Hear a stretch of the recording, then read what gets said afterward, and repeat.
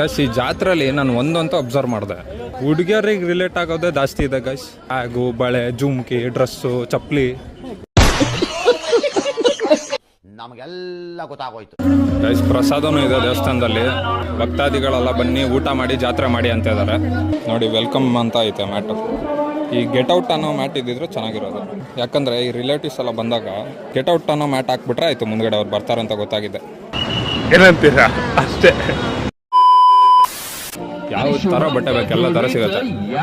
Military pant ಬೇಕಾ, military ಚಡ್ಡಿ ಬೇಕಾ, ಎಲ್ಲ ಬ್ರ್ಯಾಂಡೆಡು ಐತೆ. ನೈಕಿ, ಅಡಿಡಸ್ಸು ಎಲ್ಲ ಕಾಪಿ ಅಷ್ಟೇ. ಹಂಗಣ ಅದು 500 ರೂಪಾಯಿ ಜೋಡಿನಾ? ವರ್ಕಿಂಗ್ ಏನೂ ಇಲ್ಲ ಹಂಗೆ? ಹೌದಾ? ಹಾಂ, ಮಣ್ಣೆಲ್ಲ ತೆಗಿಬೋದಾ? ನನ್ನ ತಮ್ಮಂಗೆ ಕರ್ಕೊಂಬರ್ತೀನಿ ಸಂಜೆ.